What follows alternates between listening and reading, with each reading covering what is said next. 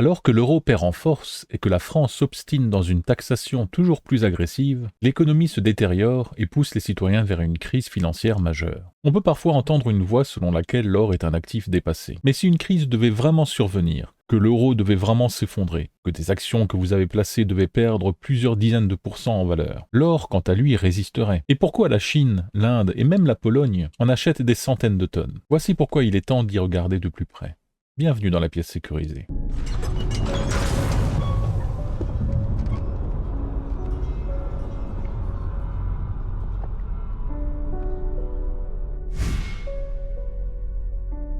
Alors je vous ai déjà fait une vidéo qui vous donne quelques éléments essentiels concernant l'acquisition de l'or. En voici quelques autres qui me semblent également importants. L'or est souvent comparé à des indices boursiers comme le S&P 500 qui offrent des rendements plus élevés sur le long terme. Mais faut-il vraiment les opposer? En effet, l'or n'est pas conçu pour battre les actions en termes de rendement. C'est simplement un actif qui joue un rôle stabilisateur qui protège une partie de votre épargne dans le cas d'une crise au cours de laquelle vos valeurs principales s'effondreraient. C'est une sorte de mise en protection d'une partie de vos ressources.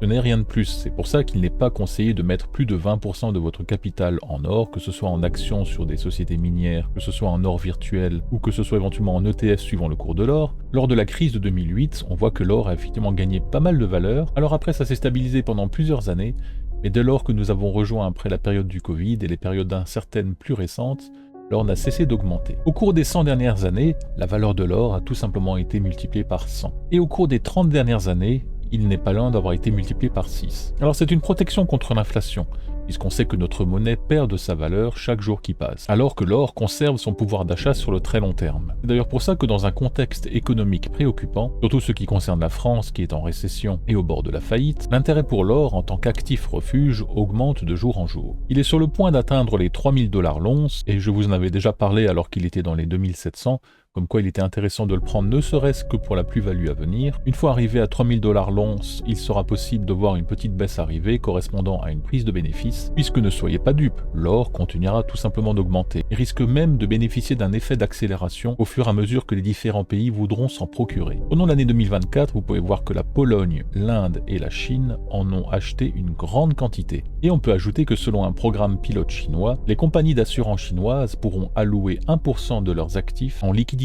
à l'or. Donc les achats vont se poursuivre. Et vous vous doutez bien que si les Chinois investissent, ce n'est pas pour risquer de perdre sur le long terme, puisqu'ils ont une vision définitivement sur le long terme par rapport à la nôtre, où nos politiciens ne cherchent qu'à remplir leur gamelle du lendemain. L'or est un actif concentré en valeur. 1 kilo représente déjà plusieurs dizaines de milliers d'euros, et pourrait potentiellement tenir dans une poche. Mais si vous n'êtes pas à l'aise avec le fait d'avoir de l'or physique, je comprends tout à fait, ce qui est plutôt mon cas, on peut acheter de l'or par le biais de certificats, donc du coup on n'est pas directement en possession de l'or physique. On peut donc également investir dans des ETF qui suivent le cours de l'or, ou acheter des actions de sociétés minières, ce que personnellement moi j'ai fait. Ce qui limite tous les problèmes de transport et éventuellement aussi les risques liés au vol. L'or peut également être utilisé comme un moyen de donation qui est simple à mettre en place. Vous pouvez par exemple acheter quelque chose et le mettre directement au nom de la personne qui va en bénéficier. Vous avez un seuil à ne pas dépasser toutes les périodes de 15 ans par exemple, mais à partir du moment où vous respectez ce seuil, il n'y a aucun problème. De plus, il est souvent très facile de voyager avec de l'or, c'est tout à fait légal, puisque pour beaucoup de pays, il n'est pas besoin de déclarer un transport d'or dès lors qu'il ne dépasse pas plus de 10 000 €. Et c'est 10 000 € par adulte. Si vous voyagez en couple, du coup, ça représente déjà 20 000 €. Alors évidemment, si vous avez des caisses entières, ça fera pas mal de trajet aller-retour, mais enfin bon, n'hésitez pas à faire appel à moi si vous avez besoin d'aide.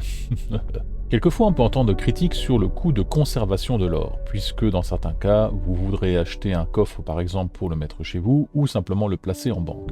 Ce n'est pas aussi cher que ça de louer un coffre en banque. Ça représente quelques dizaines d'euros par an, c'est tout à fait raisonnable pour protéger un bien de cette valeur. C'est donc un bien qui est tout à fait intéressant d'acheter à partir du moment où vous ne dépassez pas plus de 10 à 20% de votre capital. C'est de l'argent dont vous pouvez vous passer, dont vous n'avez pas besoin immédiatement, mais qui va résister aux crises. C'est ça l'intérêt. Il convient donc de choisir un vendeur certifié qui vous expliquera tout le principe des différentes taxes existantes à la revente et qui peuvent varier également d'un pays à l'autre. Alors l'or n'est pas un placement miracle, n'est pas un actif de rendement, mais c'est un élément clé pour diversifier et protéger son patrimoine. Et l'or est tout simplement une assurance fiable contre les crises.